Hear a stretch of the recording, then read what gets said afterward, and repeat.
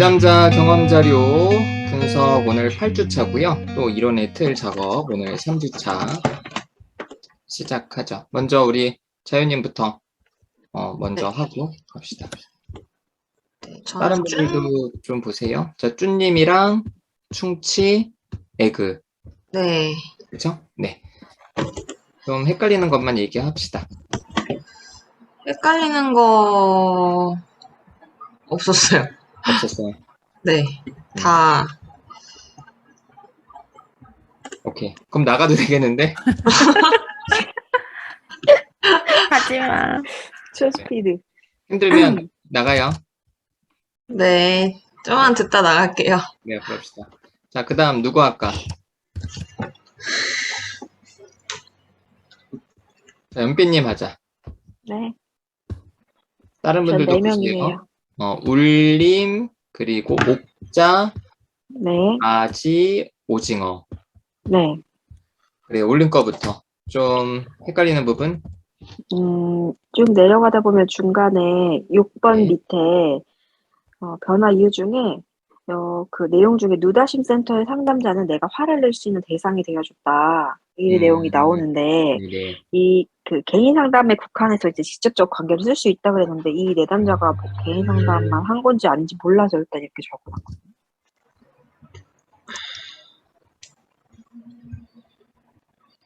적어놨거든요. 이분 울림 네. 개인 상담 했었어요. 그럼 직접적 관계로 하면 될까요? 그래요. 네. 그거 하고 그다음에 그다음은 없어요. 이제 옥자님으로 넘어가면은 옥자님도 없어요. 아지님. 네.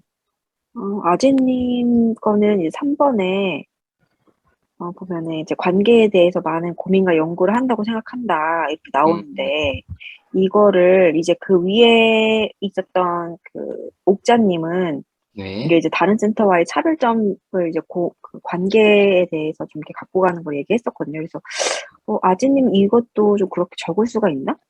차별적 접근이라고 싶어서 일단 이렇게 적어놨거든요.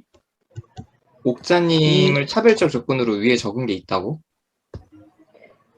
네, 차별적 접근으로 적은 게 옥자님이 아닌가? 누굴 차별적 접근? 울림. 울림?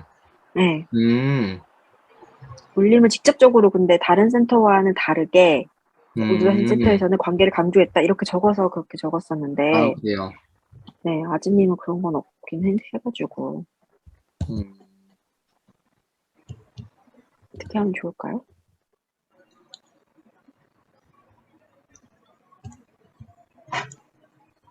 그래요. 이것도 차별적 접근으로 합시다. 네. 그리고 넘어가서 오징어님은 4번에 네. 4번에 이제 두 번째 항목인데 이게 좀 둘 중에 헷갈려서요. 그 내용은 누다심 센터 상담자들 중 책을 쓰시는 분들이 있고 이를 통해 상담자 개인이 추구하는 방향 또는 말하고자 하는 걸 읽어볼 수 있다. 책과 관련해서도 열심히 홍보하고 온라인으로 소통하는 모습을 엿볼 수 있다 이렇게 적었는데 이거를 차별적 접근이라고 할지 아니면 그 상세한 정보로 할지. 상세한 정보? 상세한 정보? 근데 누다심 센터 상담자들 중 책을 쓰시는 분이 누구야? 누다심님이랑 무지개님. 그리고 혜운. 맞아. 혜운. 맞아. 그리고 자유님은 안 썼어. 기회를 날려버렸지, 자기가. 그 출산하고서 한 권 쓰시죠? 쓰시죠. 네. 과연 출산하고 쓸 수 있을지 모르겠지만. 이거를 달린 이걸 상세한 정보? 이걸로 하자고? 네. 정보로 얘기를 한 것 같아서. 오케이. 다른 센터 상담자도 책을 쓸 수도 있는 거고 하니까 그건 모르는 거니까. 그렇지. 그래요. 여기까지. 끝. 오케이. 끝이라고? 네. 그래요. 자, 좋네. 빨리빨리 나가고. 자, 그 다음, 잠깐만. 당무님 거부터 합시다. 당무님, 리즈, 빵. 네. 누구야? 국수? 네네. 근데 장모님 이거 네. 너무 많이 갖다 붙여 놓지 말고 좀 아, 줄여서. 그냥 포인트들만 좀 나중에는 다음부터는 해주세요. 아, 네, 알겠습니다. 오케이. 자, 리즈님부터. 리즈님은 헷갈리는 거 없었던 것 같고요. 네. 빵님.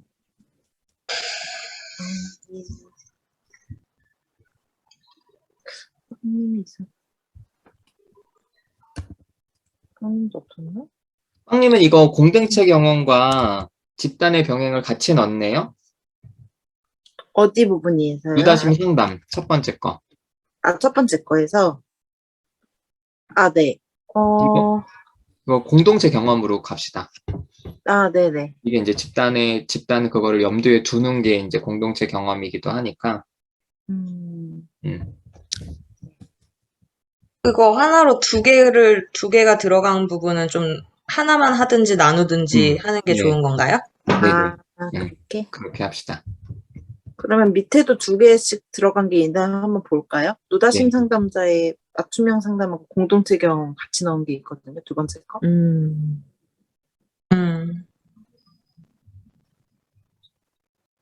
맞춤형 상담인 것 같은데요. 근데 그 뒤에 이것 때문에 공동체가 없은 거죠. 이러한 친밀감과 연결감을 항상 얘기해주기 맞아요. 때문에.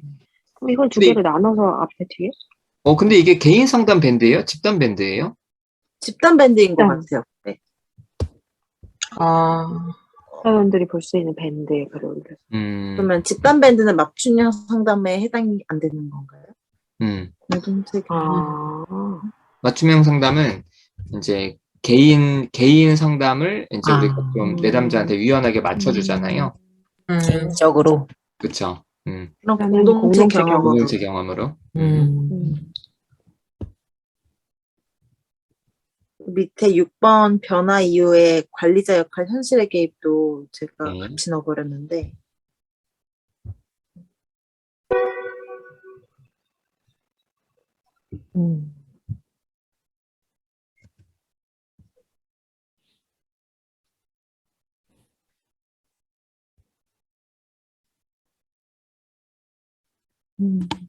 현실의 개입은 상담실 밖에서의 모습 때문에 네, 뭐 여행이나 글쓰기 등 같은 어떤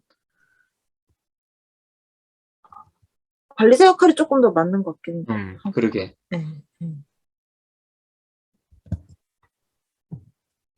그래, 이거는 상담자의 역할에 대한 부분들이 좀 강조되니까 네. 그래요. 그렇게 합시다. 그 밑에 고통에 직면하고 관계 재경험 그것도 한번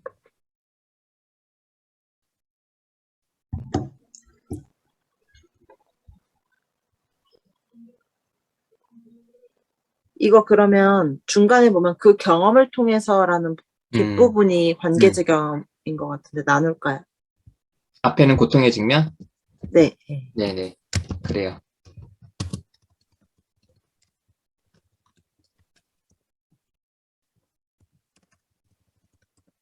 네, 넘어갑시다. 네. 국수님 첫 번째에 네. 뭔가 넣으면 좋을 건데 뭘 넣어야 될지 몰라서 아예 쓰다 말았는데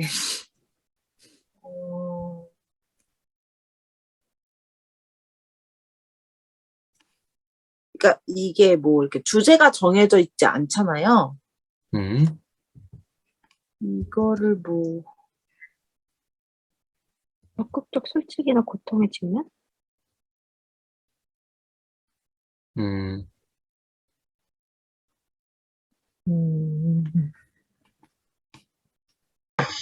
집단의 병행일 수도 있을까요?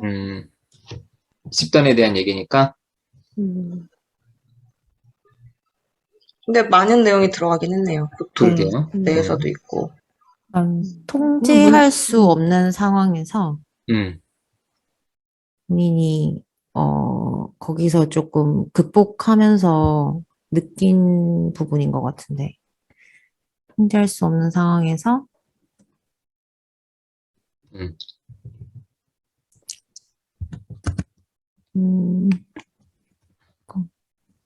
저는 그 밑에 정해진 걸 원래 좋아했는데 뭐 음. 고통스럽기도 하고 또 나중엔 즐겁고 마음을 나눠 든든할 때도 있다 그래서 관점의 변화도 되나 싶었거든요. 이거 그냥 좀 너무 여러 가지가 들어가 있으니까 집단의 병행을 합시다. 일단 집단을 염두에 두고 집단에서 하는 얘기니까. 근데 이거 보니까 갑자기 궁금한 게 있네. 각자 집단 시작할 때 뭐라고 얘기해요? 시작합시다. 시작합시다. 시작합시다. 시작합시다. 연배님도?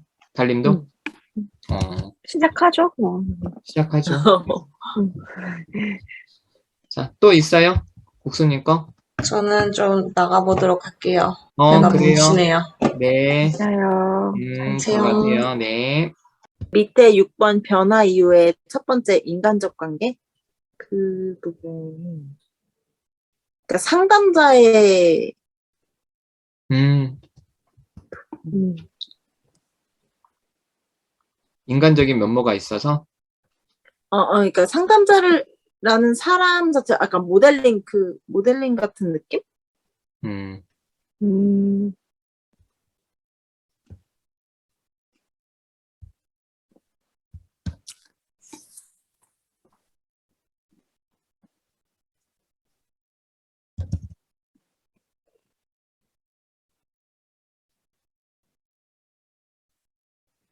예전에 모델링이 되는 걸 뭐로 약간 하기로 했죠? 개방 아니에요? 상담자 개방? 상담자 개방. 자기 개방? 네, 상담자 자기 개방? 그럼 적극서 솔직? 그쪽으로. 근데 이게 그냥 뭐, 적극적으로 솔직한 게 아니라 그냥 이런 모습이 보여지는 거잖아. 음.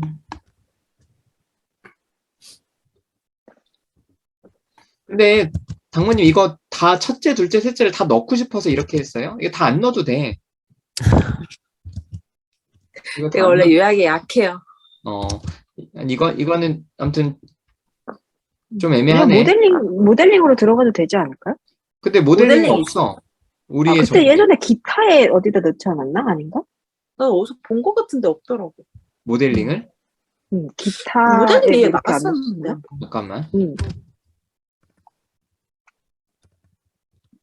기타. 모델링 없어.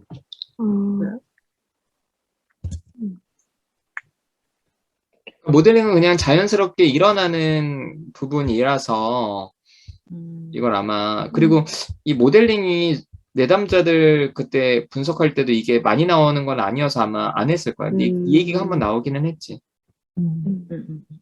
그러면 이거 그냥 넘어가요? 이거 뺍시다. 일상 공유. 현실 일상- 개입. 일상 공유. 아니 일상 공유는 상담자 일상 공유가 아니라 내담자 일상을 공유하는 거예요. 그거는. 그럼 두 번째 거? 그 두 개 한 거? 그래 이거 뺍시다. 네. 음. 그럼 다 됐어요. 그 밑에 거 두 개인데 또? 공동체 그래요? 경험이랑 집단의 경험. 공동체 경험. 공동체 경험. 자, 그래요. 달님.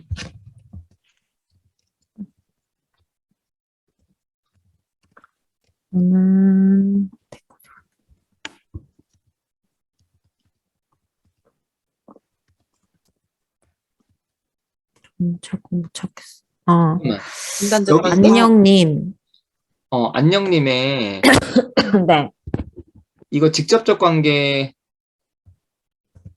이거 앞에서는 저기로 했잖아. 차별적 조건으로. 관계를 중요시하는 거를. 다른 상담 센터는 다르게. 음. 이거 뭐 같은 사람 아니죠?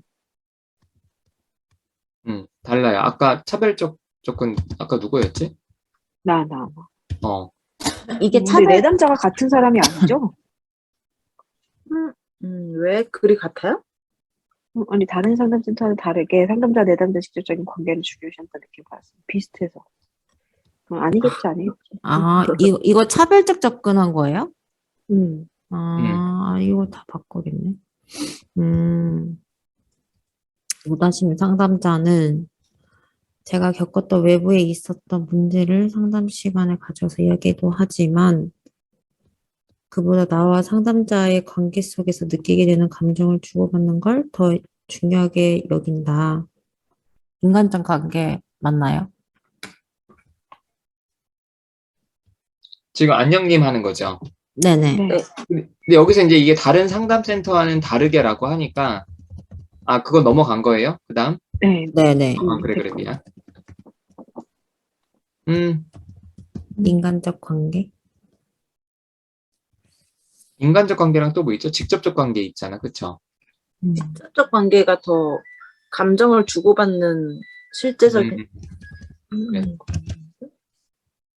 음, 그래요. 직접적 관계가 여기서는 조금 더 포커스가 맞을 것 같아요. 음.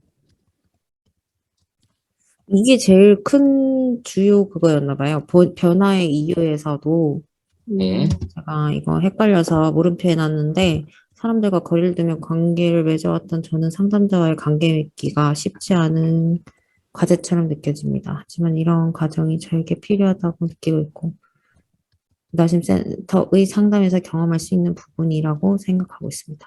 이거 차별적인가? 갑자기 또 읽어보니까 끝에서는 차별적 접근? 아니, 변화의 이유니까 이것도 직접적 관계로 가는 게 낫겠죠? 친구라고 표현을 하긴 했지만.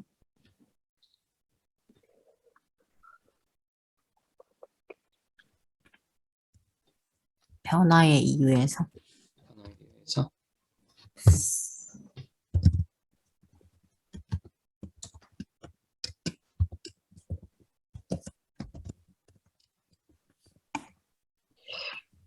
근데 이게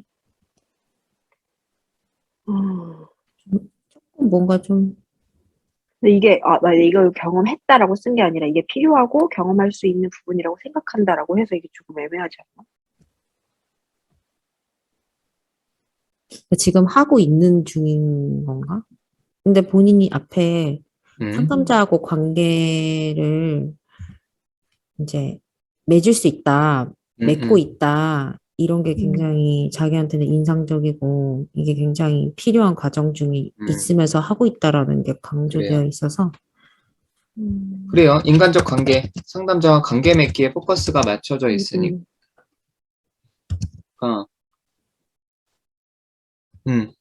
인간적 관계로 갑시다. 네. 네.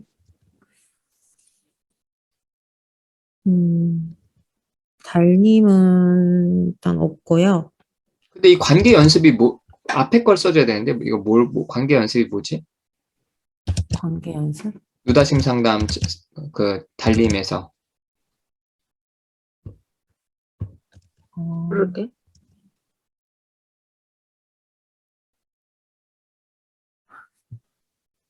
나 뭐 적은 거지? 관계 연습? 그 밑에도 관계 회복이 있는데 관계 회복 변화 내용의 마지막 이것도 그 앞에 거 써야 관계, 되는 거죠? 아니, 관계 뒤에 회복은 거 있어. 쓴 있었나? 관계 회복은 있어요. 아, 치료 목표에. 아,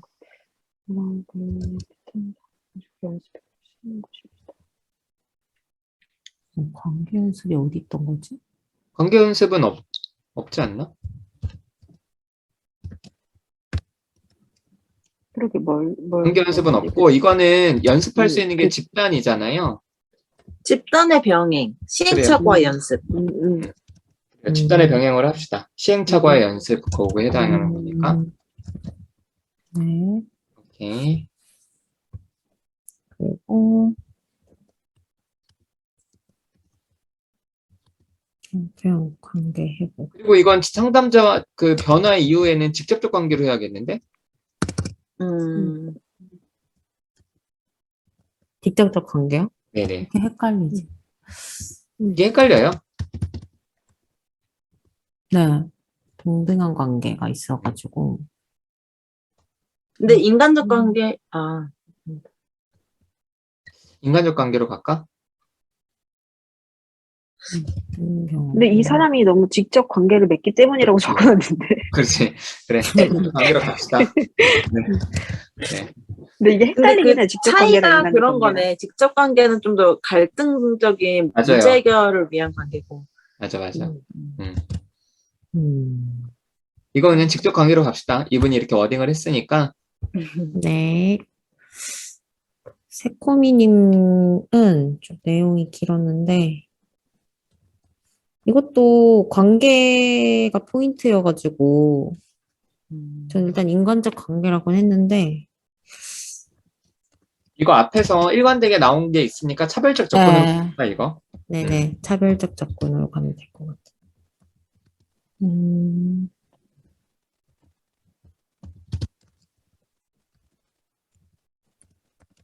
없다.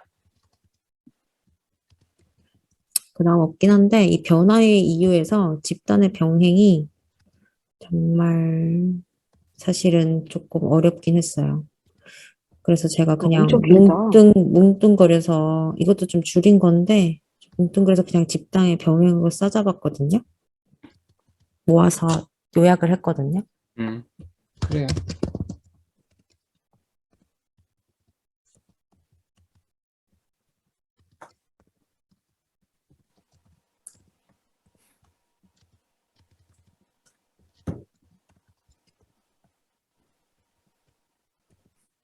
그래요. 집단 병행으로 갑시다. 그렇게 해도 되겠네.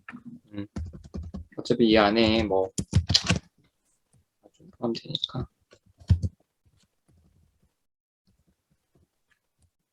달님도 이거 나중에 할 때는 조금 요약해 주세요.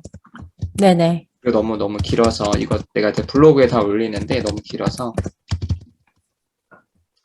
그래, 다음 다 됐나, 그러면? 네. 오케이, 좋습니다.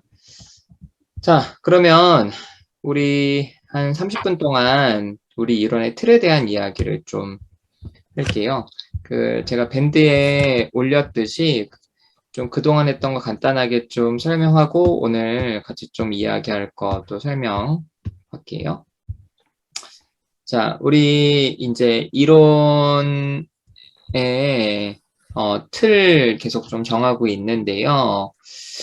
우리 먼저 처음에 얘기했던 거는 어쨌든 누다짐 센터의 상담 방식이 관계를 중심으로 과거와 현재를 연결을 해서 역기능적인 패턴을 찾는 거고, 그리고 우리가 상담을 하는 방식은 어쨌든 갈등을 이제 경험해서 그것을 다르게 해석할 수 있도록 우리가 이제 해석도 해주고 이제 재경험시키는 거죠.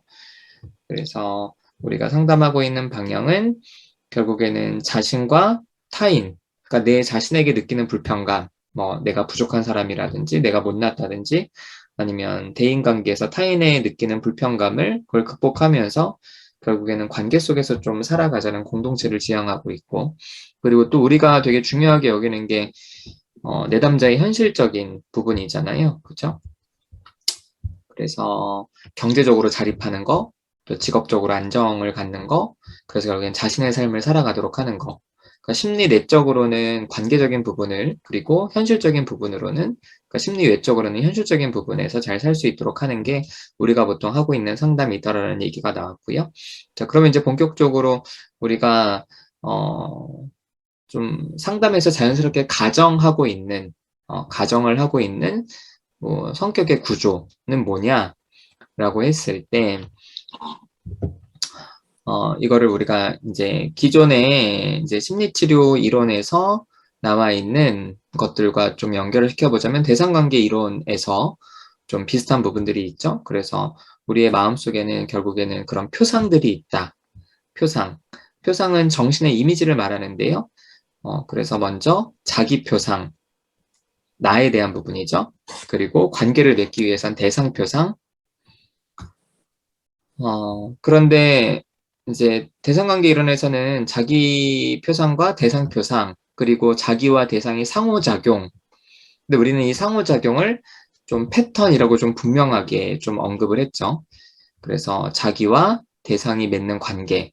근데 여기에 더해서 우리는 세상에 대한 부분들도 또 중요하게 이제 가지고 가죠. 이 세상에 대한 부분들을 가지고 가는 이유 중에 하나는 이게 현실적인 부분이 강조되잖아요.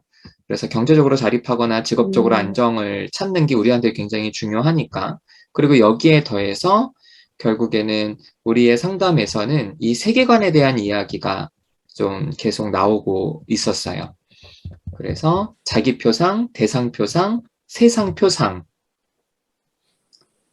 그리고 이 안에서 우리가 맺는 어떤 패턴들, 삶의 방식들을 패턴이라고 해서 성격의 구조를 4개로, 4개의 표상으로 좀 구분할 수 있다라고 이야기가 나왔고요.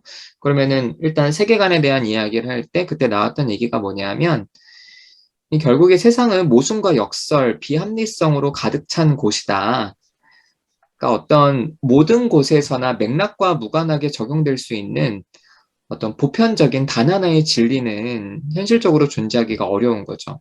그래서 시대가 바뀌고 문화가 바뀌고 그리고 또 여기에 더해서 뭐 우리 왜 그런 어떤 그 모순과 역설에 대한 이야기들 우리가 쉽게 찾아보고 할 수 있잖아요. 예를 들자면 뭐 사람은 혼자 있을 수 있어야 함께 있을 수 있다.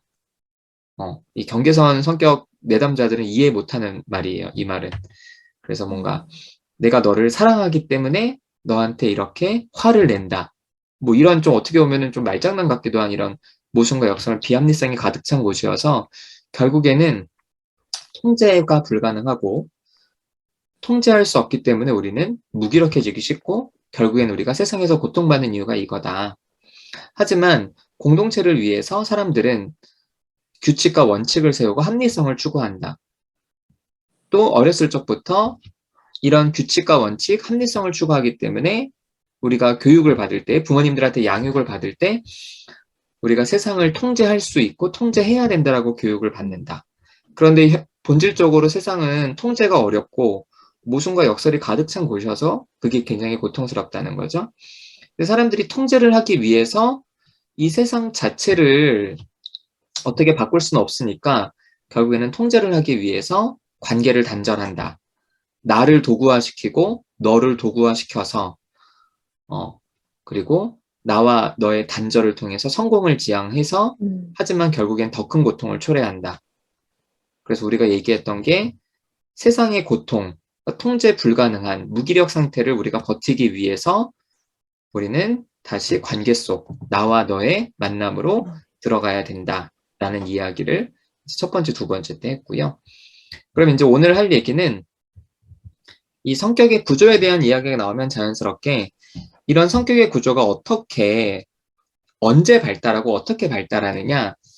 그러니까 예를 들어서 프로이트의 이론에서 자아초자와 원초와는 태어날 때 갖고 태어나는 거고 자아는 학문기를 거치면서 이제 자아가 생겨나고 그리고 남근기를 거치면서 초자아가 생겨나고 뭐 이렇게 이제 구분을 하잖아요.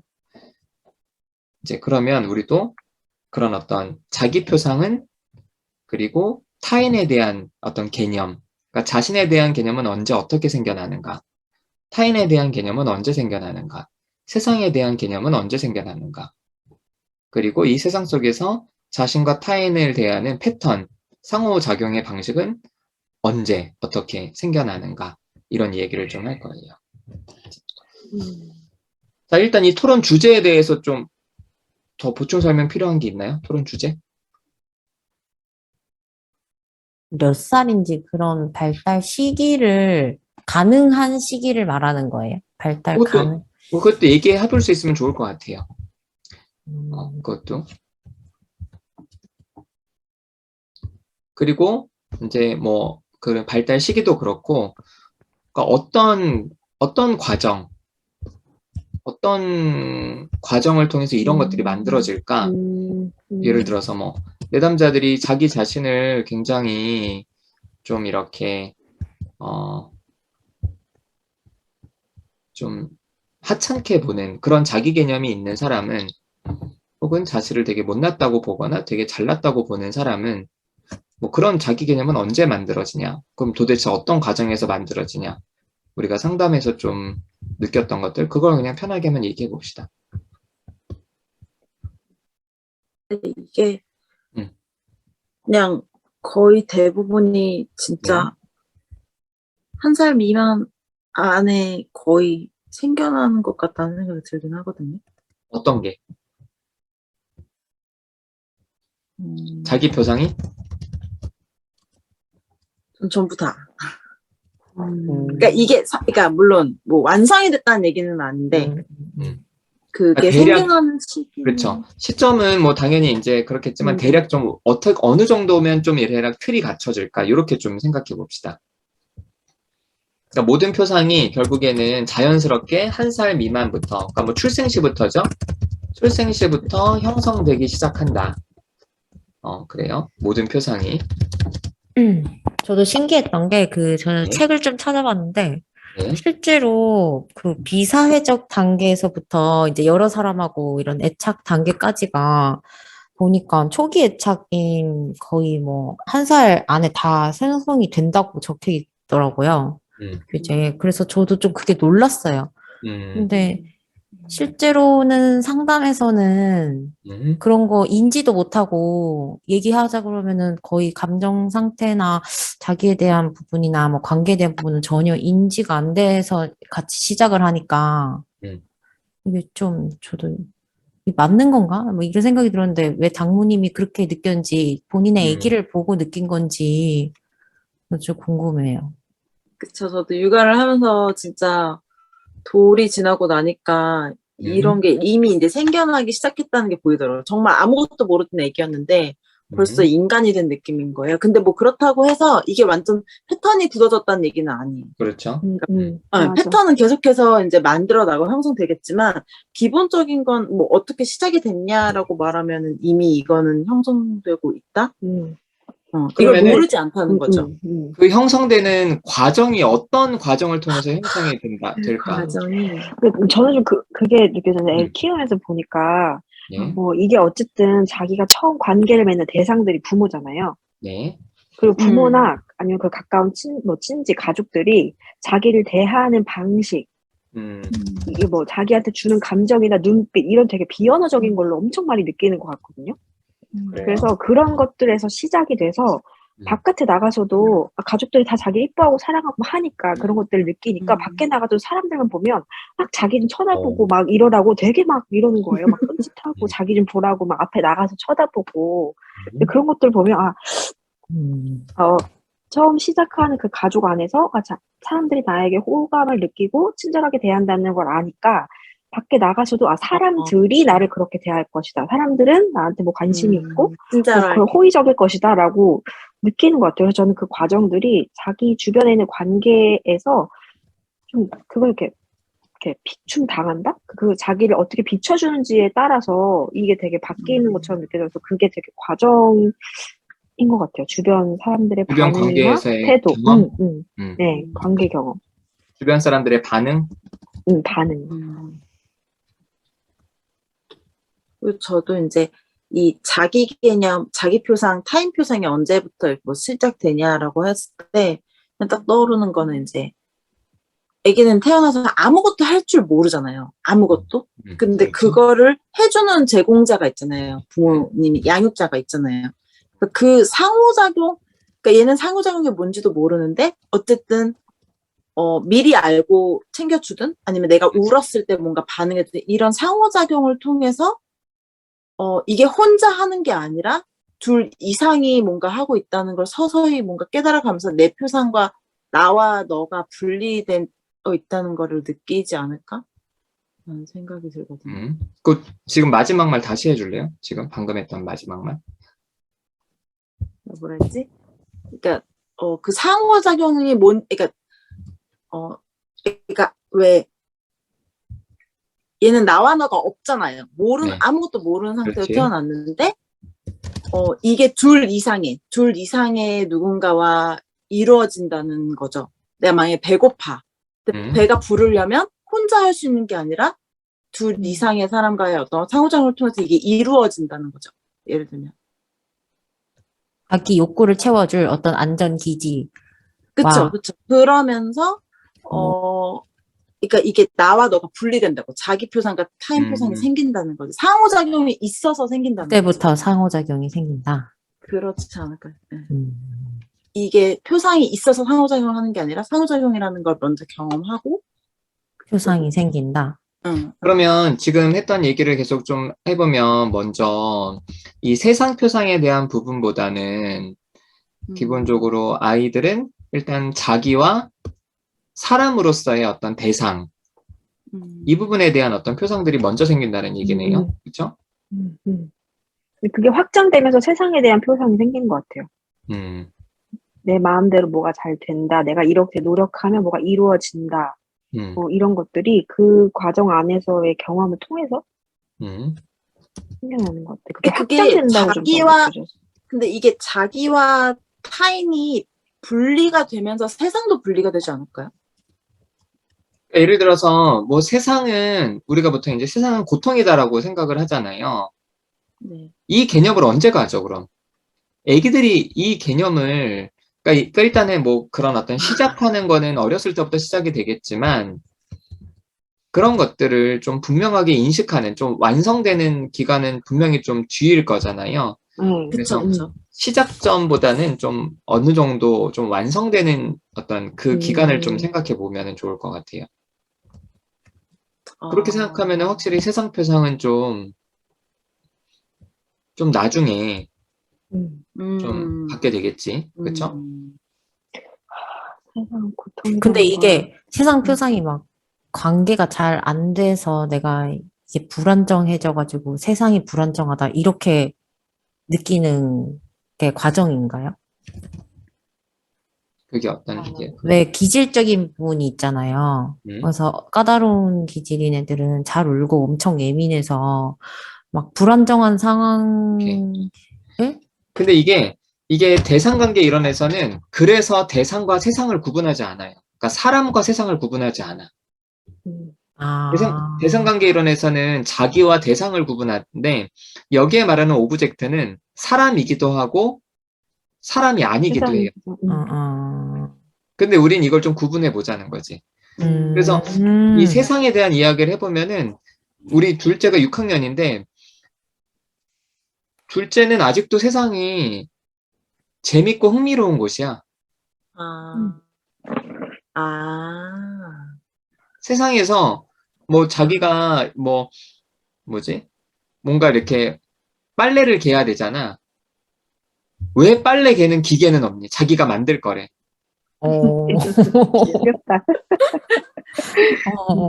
고통을 아주 창의적으로 승화시키네요. 그래서 세상이 계속 발전할 수 있고 꿈꾸면 이루어질 수 있고 그래서 옛날에 그런 얘기 들었거든. 아이들이 자살하지 않는 이유는 어린아이들이 기본적으로 아이들은 이 세상에 대한 기본적인 긍정성을 갖고 태어난대요. 근데 이제 그게 좌절이 되면서 이제 결국에는 이제 청소년 때부터 세상에 대한 희망을 놓는 거잖아. 그래서 이제 그리고 세상을 사춘기를 심하게 겪으면 그렇죠. 근데 이게 얘기하세요. 아니요. 얘기 다 했어. 아니, 이게 정상 발달을 기준으로 얘기하는 거잖아요. 보통의 그렇죠. 사람들은 언제 이걸 겪을 거냐. 근데 저는 이걸 상담하고 이렇게 살다 보니까 제가 느끼는 거는, 이게 개인이 자기 삶에서 얼마나 좌절을 겪느냐에 따라서 세상에 대한 인식이 얼마나 빨리 이게 고통스럽고, 이게 내가 실패하거나 좌절하는 게 어떻게 보면 당연한 거고, 이거를 깨닫는 시기가 다 다른 것 같아요. 그래서 옛날에 이렇게 공부하면서 배울 때는 청소년 시기가 그거를 겪고, 그래서 과대 자기에서 벗어나서 이걸 깨닫는 시기라고 하는데, 일반적으로 보면은 대학교 상담을 할 때도 보면은, 대학생 중에서도 그걸 아는 사람이 많지 않은 것 같아요. 그래서, 나는 이렇게 잘할 수 있고, 열심히 하면 된다고 했는데 나는 왜 이게 잘 안 되지를 그때부터 경험하는 것 같더라고요. 그래서 본격적으로 자기가 경제적으로, 심리적으로 독립을 해서 뭔가를 살고 이뤄내야 될 시점에 좌절을 실제로 경험하게 되는 것 같아요. 워낙 아직 부모 밑에서 자라고 같이 사는 가족들이 많다 보니까 실제로 그 경제적인 독립 이런 걸 하면서 진짜 좀 이런 걸 경험할 때 저는 좀 그렇게 느낀다고 생각해요. 그때 좌절이 시작돼서 현실적으로 그런 고통을 경험하게 된다. 그래서 되게 늦어지는 것 같아요. 그래요. 그럼 사실은 세상 표상은 이거부터 좀 정리를 해보면 대략 좀 청소년기 이후부터 한 성인기에 이르기까지 좀 넓게 좀 세상이 어떤 곳인지에 대한 어떤 그런 것들이 좀 만들어진다라고 좀 대략 할 수 있겠죠? 네, 저는 그렇게 생각해요. 나이는 진짜 중요하지 않겠네요. 좌절을 근데 나이 만약에 들어서도 이거를 헤매던 사람 진짜 많아. 맞아요. 음, 음, 음. 다 될 수 있다. 이렇게 생각하고 엄청 자기 능력만 어떻게 키우면 다 된다고 생각하는 사람도 꽤 많더라고요. 대학교 네. 졸업하는 와중에. 맞아요. 맞아. 그래서 이게 자신이 본격적으로 아까 이제 연pe님이 얘기했듯이 좀 경제적으로 독립을 하면서 사회에 나가면서 음. 아, 세상이 사실은 쉽지 않구나. 음. 이거를 좀 많이 느끼고 그때부터 좀 본격적으로 그러니까 좀 빠른 애들은 왜 청소년 때부터 맞아요. 경쟁에서 이기려고 타인을 좀 수단화하고 대상화하면서 경쟁 상대로만 보잖아요. 그래서 좀 청소년 시기부터 좀 성인기 그래서 경제적으로 좀 독립하는 그런 시기까지 사실은 좀 그 정도 되어야 세상이 어떤 것인지 좀 생긴다고 할 수 있겠죠. 음.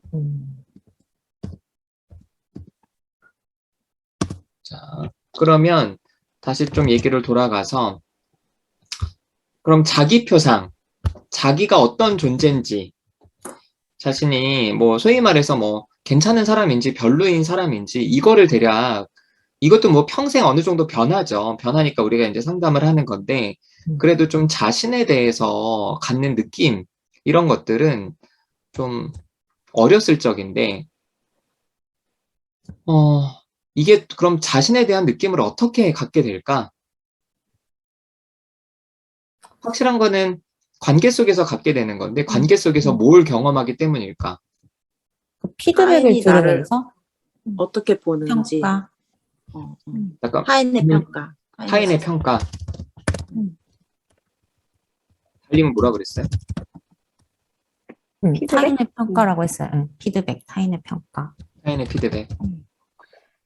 그러니까 음. 아까 이제 그 연비님은 이제 타인의 어떤 그런 반응들 이렇게 이제 얘기를 했죠. 네. 결국에는 그게 느껴요. 부모님이 내가 뭔가를 뭐 수행했을 때, 아니면 내가 뭔가 실패했을 때, 그거에 대해서 어떻게 반응하는지, 뭐 비난을 하거나, 네가 그런 건 그렇지, 뭐 이렇게 하면 진짜 그게 반복되면 자기 표상이 되게 부정적이고 좀 실패한다, 뭐 이렇게 느끼는 것 같고, 뭐 뭐 그럴 수 있지. 되게 무난하게 그런 것들 비춰주고 감정을 홀딩해주면 확실히 자기 표상에 영향을 많이 미치는 것 같아요. 자 그러면 사실은 뭐 우리가 왜 그 이론의 틀 작업할 때 처음에 나왔던 얘기 중에 이게 있었잖아요. 제가 아까 설명해 드렸던 건데 우리가 상담에서 뭘 하느냐? 우린 상담에서 뭘 하지? 해서 피드백을 하지. 피드백을 하지. 근데 뭐가 먼저 있어야 피드백을 하지? 뭐가 먼저 있어? 틀이 관계가 있어요? 있어요. 자기의 관계 틀? 자기가 있어요? 아니, 자기가 그러니까 뭐 느낀 감정? 그냥 단순하게 상담에서 우리가 먼저 야 이거는 이거야라고 이제 해석을 해주잖아요. 그 해석해주는 사건, 그 앞에 어떤 사건이 있어? 갈등? 갈등. 그러니까 경험. 경험. 그러니까 우리가 경험을 하게 하고 그 경험을 해석해주잖아. 우리가 그 얘기를 했었거든요. 네. 그러니까 보통 기존에 우리가 좀 배웠던 상담은 경험은 내담자가 밖에서 갖고 오고 상담자는 밖에서 갖고 온 경험에 대해서 해석을 해주는데 물론 우리도 그 내담자의 일상의 경험들을 갖고 와서 해석을 해주기도 하지만 우린 집단을 통해서 어쨌든 밖에서의 관계가 상담에서 다시 재경험이 되고 그것에 대해서 되게 어떤 즉각적인 해석과 개입을 하잖아요. 근데 결국에는 자기 표상이 형성되는 것도 어떤 경험을 하고 그 경험에 대해서 양육자가 해석해 주는 것. 그쵸? 맞아요. 그래서 아이가 어떤 뭔가 이렇게 때를 썼을 때도 그것에 대해서 어떻게 해석해 주는지, 어떻게 반응해 주고 반영해 주는지가 이런 과정들을 통해서 여기는 자기 개념이, 자기 표상이 만들어진다고 할 수 있겠네요. 그쵸? 맞아요. 맞아요.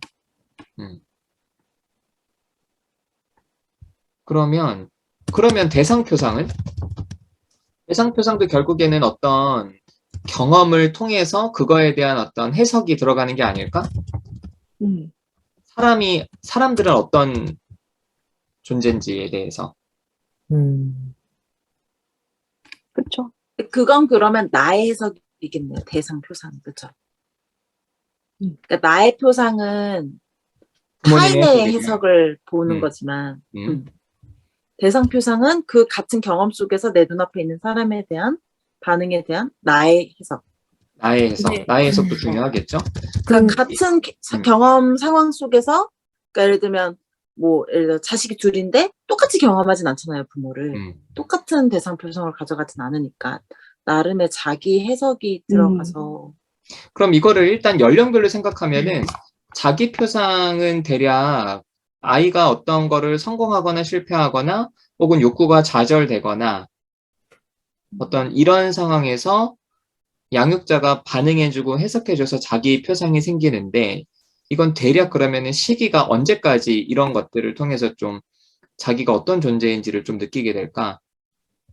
그 약간 지금 그냥 전체를 정리를 하면 우리한테 오기 전의 그 어린 시절에서 추측을 하는 거죠.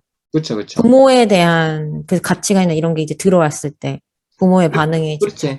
그러니까 한번 세 명은 스스로 본인이 어떤 존재인지 그 느낌들을 대략 몇 살 정도부터 지금까지 안정되게 유지하는 것 같아요?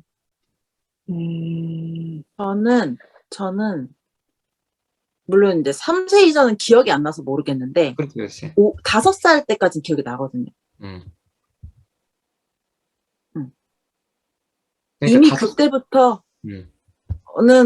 제가 어떤 사람이라고 쭉 일관되게 가지고 있었긴 했던 것 같아요. 5살 때부터.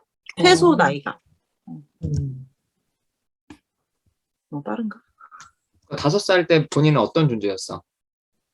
괜찮은 사람이었어? 못 어울리는 존재. 못 어울리는 존재? 그때 그걸 좀 5살 느꼈어요? 부터? 기억이 나요. 네, 유치원에서도 잘 못 어울렸던 그 기억이 나요. 그게 이제 여전히 일관되게 좀 유지가 되고 있는 느낌, 나에 대해서. 있어요. 부모 관계도 있어요. 그럼 학령 전이네요, 학령 전기? 네, 근데 분명한 건 학년기 초등학생 때부터는 확실히 또래 관계에서의 그거는 더 짙게 기억은 나죠. 확실히. 그러니까 뭐 이런 것도 있잖아요. 단순히 말하면 나는 반에서 인기가 없는 애다, 인기가 있는 애다 이런 것부터 해서 난 잘 어울리는 애다, 못 어울리는 애다, 자신감이 있는 애다, 없는 애다 이런 거 있잖아요. 그래요. 연삐님은 본인이 갖고 있는 스스로에 대한 느낌, 대략 몇 살 이후로는 대략 좀 안정된 것 같아? 초딩 때, 초등학교 저학년은 아니고 고학년 정도? 5학년 때? 초등학교 한 3, 4학년 때부터였던 것 같아. 그때 좀 어떤 존재라고 생각했어? 스스로를. 스스로? 나는 뭐, 이게 뭐, 내가 어떤 존재라기보다는, 괜찮은 애였어? 스스로 생각하기에? 나는 스스로 되게 괜찮다 생각했어요. 그냥 뭐든 뭐, 그냥 뭐, 하면 뭐 어떻게 해도 되겠지. 네. 오, 진짜? 그냥 뭐, 네. 그 느낌이 내가 잘할 거, 네. 고학년 때부터 있었다는 거지? 네, 고학년 때. 그러니까 초등학교 지금도 그렇잖아. 초등학교 생활하면서, 초등학교 들어가서부터 형성되기 시작해서 안정적으로 느낀 건 초등학교 한 3, 4학년 때부터 이게 시작됐던 것 같아요. 그때 학교 공부하고 선생님들과의 반응, 친구들과의 경험, 관계 이런 것들이 합쳐지면서 내가 그 전에 그냥 되게 작은 가족 안에서의 그 관계에서 확장되면서 이게 더 단단해졌던 것 같아요. 그래. 달림은 좀 어때? 저도 어렸을 때 기억이 있어요. 저는 항상 좀 뭔가 불안정한 느낌이 있었어요. 어렸을 때부터. 그래서 막 되게 과잉 보호받는 느낌이 있고 좀 위축되고 이렇게 눈을 땡그랗게 뜨고 엄마 뒤에서 숨는 그런 느낌이 항상 들고 뭐 활동하면 뒤에 빠져가지고 막 그 선생님하고 같이 있고 뭐 선생님이 예뻐해주고 막 그냥 그랬던 거. 근데 지금은 아니잖아. 맞아요. 그거는 이제 초등학생 때 약간 뭔가 좀 엄청 나서고 그리고 막 잘 어울리려고 좀 나서고 좀 그냥 씩씩한 좀 그런 모습도 있다가 약간 한 4학년, 5학년 때 약간 불안정해졌어, 마음이. 그러니까 초등학교에서 4, 5학년쯤? 그쯤에? 그러면서 약간 열등함을 느꼈던 것 같아요. 뭔가 이렇게 뒤처지는 느낌? 이런 거를 좀 느끼기 시작하다가 중학교 때 또 다시 좀 발랄하게 막 지내다가 그때 또 느낌은 아무것도 그때가 세상이 제일 좀 행복했던 것 같은데 그러다가 점점 언제부터 안정적이었다는 거야? 그러니까 뭔가 계속 기복이 좀 있어. 기복이. 기복이 맞아요. 있다고? 예, 예. 기복이 좀 음. 있는데 음. 또 금방 그치. 돌아와요. 응, 약간 응. 좀 왔다 그러니까 갔다 어떤 사람이라고 달님이 생각했던 거예요, 어릴 때? 나는 스스로를? 어떤 사람? 어릴 때 어. 일관됐던 거, 일관됐던 거. 일관된 거 그냥 좀 명랑한 그런 느낌? 그러니까 그 느낌이 명랑하다 해야 대략 되나? 언제 정도부터 유지가 된 것 같아? 유지가요. 그러니까 몇 살 이후로 좀 그런 느낌이 좀 지배적이었어. 중학생 때요. 중학생 때. 중학생 때. 이렇게. 그럼 보면은 거의, 그러니까 내담자들 한번 생각해봐요. 내담자들이 자기 스스로를 어떻게 생각하는지가 사실 성인 돼서는 잘 안 바뀌잖아. 그러면 이거 이제 나중에 계속 우리가 어느 정도 틀을 잡아놓고 거기서 확인하는 과정을 거쳐야겠는데 제가 생각했을 때도 한 초등학교 때까지 주로 좀 아동기까지 대략 한 뭐 나이로 따지면 대략 12세까지 뭐 이거는 이제 정확하게 몇 살이냐 중요한 건 아니고 일반적으로는 좀 아동기까지가 좀 자기 표상을 형성하는 어떤 경험을 하고 그것에 대해서 타인의 어떤 가까운 사람의 피드백을 들었을 때 이제 그렇다면 자 그럼 넘어가서 그러면은 사람들 그러니까 쉽게 말해서 사람들은 날 싫어해요. 뭐 저는 뭐 환영받지 못 뭐 사람들은 무서워요. 이렇게 이제 대상 표상에 대한 것들은 어떻게 만들어질까? 이것도 사실은 경험과 해석 때문일 텐데 아까 해석을 나의 해석이라고 했잖아요. 나의 해석. 그렇죠? 좀 대인관계적인 부분은 언제 정도부터 좀 안정되게 만들어질까?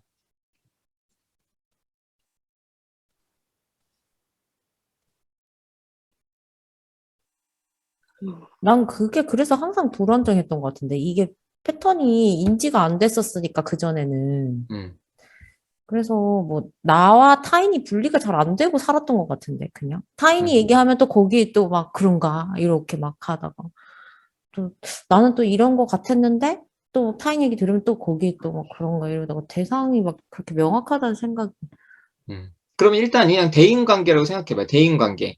대인관계 형태는 그냥 다른 사람이 언제쯤 느껴졌는가 그렇지. 나와의 다른 언제쯤 느껴졌고 언제부터가 좀 안정되게 사람들은 좀 어떤 존재야? 이렇게 좀 느껴졌을까? 저는 이것도 뭐 시작이라고 하면 진짜 그 자기 표상을 겪었던 아주 어릴 때부터 있을 것 같은데 분명하게 인식하는 거는 진짜 사춘기 때, 중고등학생. 중고등학교 때. 그 사람들은 왜? 나한테 별로 관심이 없구나라는 게 그때 더 확실하게 생각하게 됐던 것 같은데. 그럼 그때 그 경험에 대해서 어떻게 해석이 됐던 거예요? 사람들이 나한테 관심이 없구나.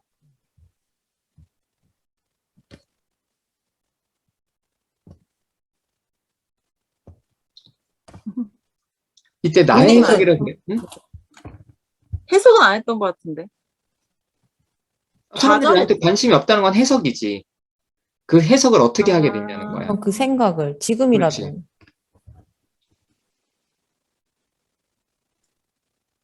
난 이게 또래 반응이 중요하지 않나 싶거든. 또래들의 해석인 거지. 그래서 뭐 부모도 여전히 중요하고 또래나 교사 뭐 이제 이런 사람들이 네가 그렇게 하면 애들이 널 싫어한다 라고 얘기해 주거나 부모님도 그렇게 얘기해 주거나 부모님의 해석이 결국에는 좀 좌지우지 되는 것 같기는 해요. 그래서 여전히 부모님 해석은 좀 중요한 것 같아. 대상 표상에 있어서도.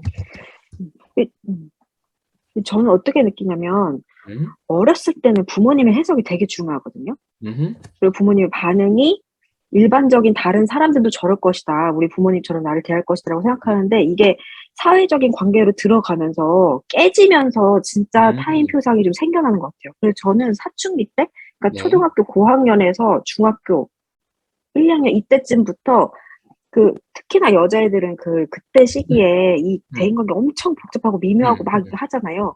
그때가 불안정하기 때문에 서로 그렇게 하는 것 같거든요. 음, 되게 그러니까 자기한테 호의적이지 않은 그런 반응에 되게 민감하게 되고, 그래서 그때 친구들과의 관계에서 부딪히면서, 뭐, 애들이 나를 대하는 태도, 아, 내가 이렇게 대했을 때 쟤네가 자기네들끼리 수근거리는구나, 나를 음, 막 되게 좀 좋아해 주는구나, 이런 것들을 보면서 저는 진짜 부모님이 아닌 진짜 사회에서의 타인에 대한 표상이 좀 현실적으로는 조정이 되는 것 같아요.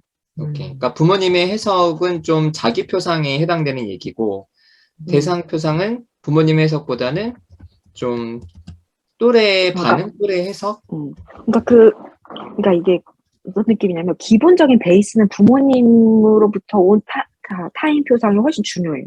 그게 음, 기본적인 베이스인데 그게 만약에 조금 안정적이면 사춘기 어, 때 누가 이렇게 막 뭘 하든 이게 좀 약간 이게 좀 네? 이렇게 안정적이 되는데 그게 아니면 더 폭이 커지고 그때 확 이게 꺾일 수 있는 것 같아요. 타인 음, 표상이. 그래, 그래. 음. 근데 그때 확실히 영향을 많이 받는 것 같아요. 조정이 되는 시기인 것 같아요. 음.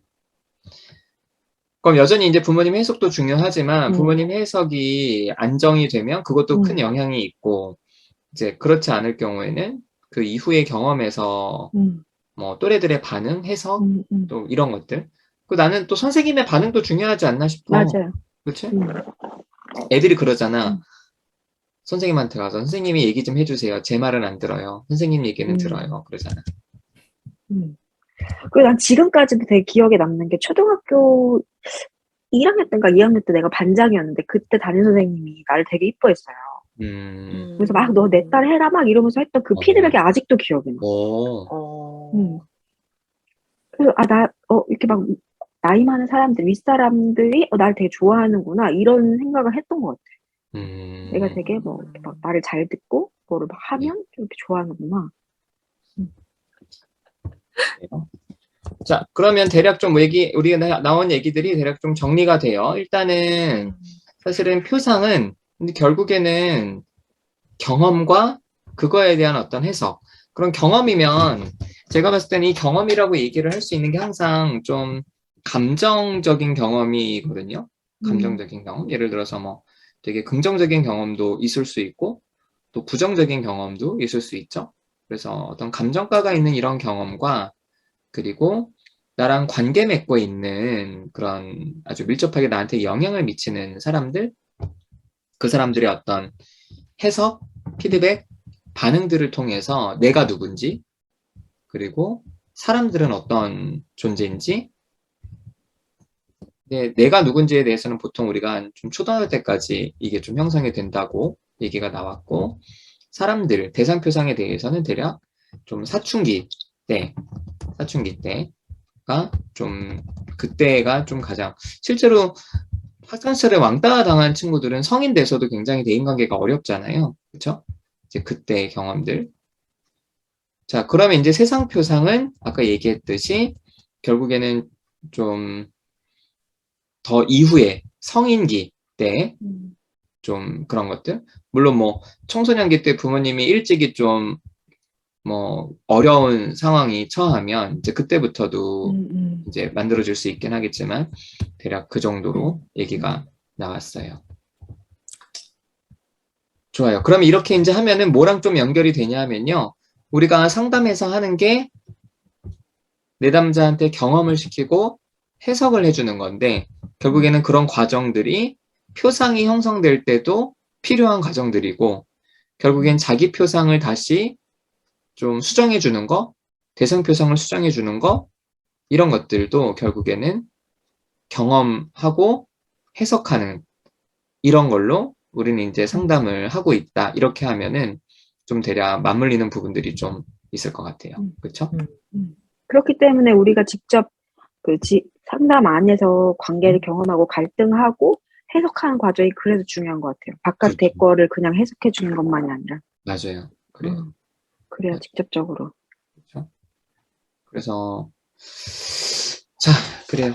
대략 요 정도로 한번 얘기를 한 거를 제가 좀 더 정리해서 또 공유하고 하도록 할게요. 그리고 제가 다시 공지하겠지만 앞으로는 일어나 이 회의를 격주로 합시다. 격주.